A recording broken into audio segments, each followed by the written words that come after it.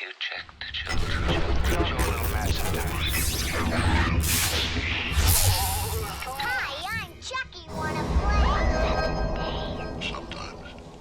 That is better. You're gonna need a bigger boat. Well, hello there, Fright fans, and welcome to the Horror Show. I'm Jaime and Fuego, and back getting y'all caught up on some recent things in theaters. Now, this one, I'm not sure if it's still going to be in theaters by the time you guys actually see this video, but it is hitting Shudder on March 28th, and it has two heavyweight actors in it, John Lithgow and Jeffrey Rush, and it is entitled The Rule of Jenny Penn. And so, when I was going into this, gotta say, I wasn't sure what the title meant. I made some assumptions as to what this was really going to be about, because this movie affected me significantly. It's easily in contention for the best genre, like horror thriller sort of stuff that I have seen this year, because it was so off the beaten path of what we usually get. This is what, I guess it's the subgenre of old folks home horror, elderly horror maybe. And for that reason, I was expecting maybe that there was going to be kind of a supernatural element of sorts or whatever. I'm not gonna, or at least maybe a prevalent aspect of it. I'm not gonna go into like super specifics and spoil this flick for you guys, but it's very grounded, okay? Much more so than I was anticipating, and a big time recommend. The performances, especially from our two leads, and then there is a third one. I believe this is a New Zealand film, and so the native people in both Australia and New Zealand.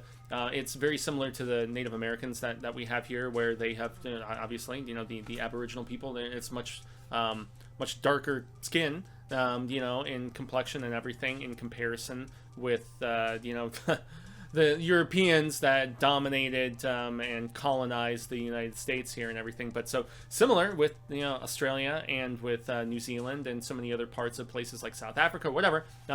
So there is a third actor in this as well, who is of the Aboriginal nature in New Zealand, and he's excellent. He's a former sports player and everything in this care home that Jeffrey Rush's character finds himself in. So he's a judge, and he's laying down a sentence at the very beginning of this film, and he has a stroke, if I remember correctly. Now, bear with me, guys, because it's been about a week and a half since I saw this in theaters, but once again, it's going to be on Shudder March 28th, and so I'm going to be kind of pulling from my recollections as best I can.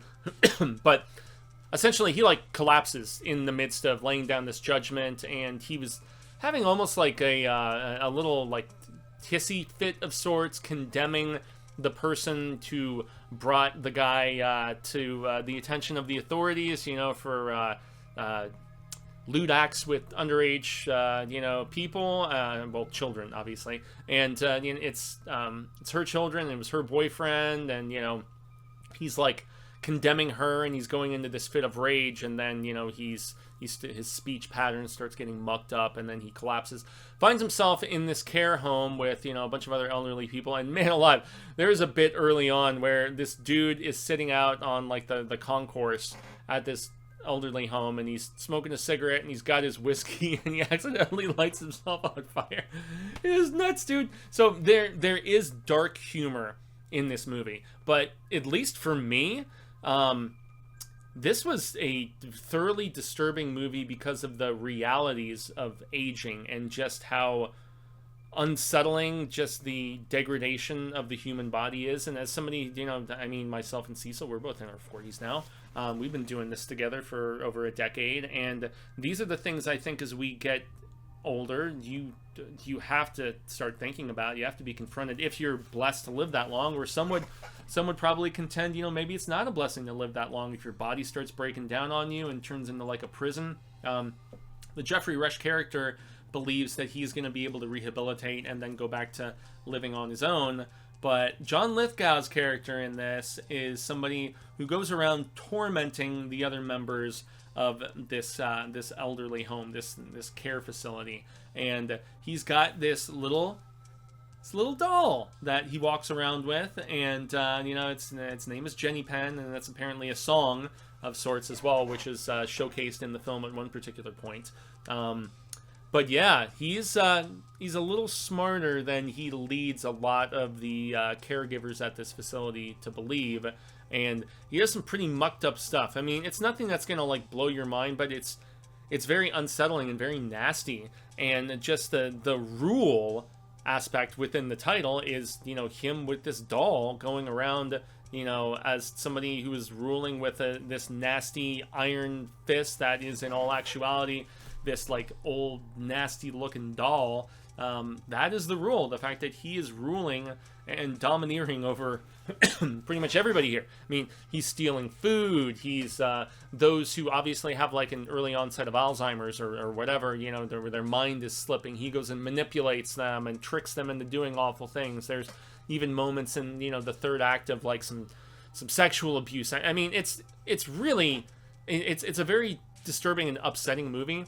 And I think that's one of the reasons why it just got to me as much as it did, because of the fact that this isn't subject matter we see as often, and also it's a look in the mirror sort of thing about the expiration date that we all have and the finality, and it's very much that sort of soul-searching horror thriller in said regard. Now, this is from a director. I just want to double check his name real quick. Oh, goodness. There he is. His name is James Ashcroft. And so he did a film a few years ago that I quite enjoyed. It was another New Zealand film, a Kiwi flick. It was called Coming Home in the Dark. And that one was about some abused students that have all grown up, and they go and take into captivity and start like torturing this teacher who like turned a blind eye to the abuse that they were enduring. This is a much more accomplished film, not just from a screenwriting standpoint and like the storytelling and everything, but from the fact that he was able to rope like big time actors. The acting is terrific, as I said at the onset. Jeffrey Rush as this kind of asshole, you know, he's much more eloquent and astute, which is why the roommate is the Aboriginal guy that I mentioned, who's a former rugby player. He's mean to him, you know, but the two of them kind of band together after, you know, it becomes very clear that they have a common enemy in Lithgow's character, and Lithgow is chewing up the scenery, dude. You can kind of tell he's enjoying playing this sort of like asshole character, and I've seen him play bad guys before. I'm trying to remember if it was it was like a Steven Seagal movie from the early 90s, if I recall correctly. I can't remember if it was On Deadly Ground, or it was one of those. But so he's played a villain before. You know, a lot of people in my generation remember him from like Third Rock from the Sun, you know, where he was the alien sitcom bit, but with Joseph Gordon-Levitt. But yeah, man, I mean, he has so much versatility as an actor. He's apparently going to be our new Dumbledore for this Harry Potter television series, which is coming up, which is pretty rad. I think that's inspired casting, even if he isn't a Brit, and some people may think that's blasphemous. But yeah, he's great in this, man. He is domineering, he is frightening and fearsome and just unsettling. Like, he embodies all of that. So, and also the acting from a lot of these like extras and supporting characters, who in some cases are just background, or they only have like a scene or two of interaction. It's a depressing movie in a lot of ways, just with how it makes you contemplate your own mortality, I think. And the sound design is especially effective in this, because the post-stroke afflictions that Jeffrey Rush's character, the judge, is dealing with like sound dropping out, and, you know, like some of the, you know, like visual and oral, you know, restrictions and hindrances that he's encountering now since these injuries and whatever. It's really manufactured, and just brings additional dread and just like that unsettling sort of just uneasiness, and it's very well done. And you know, there's some old-timey music that just adds that additional eerie that's being played at a few different bits. And I mean, the standouts though in this are Lithgow and Jeffrey Rush. They are both tremendous in this, and it builds to a perhaps predictable but rather satisfying conclusion without getting into super specifics. But guys, that is my thoughts on the Rule of Jenny Penn, and it's going to be, once again, I think this is my third time mentioning it, but on March 28th it is going to be making its debut on Shudder. But in case this video goes up before, you can still probably check it out this week in theaters, because as I looked on my AMC app, it's still still showing at a few different places here in my area, here in Arizona. So I extend a grande gracias to everybody who checked out this review. I've been Jaime and Fuego. I'm on all social media sectors.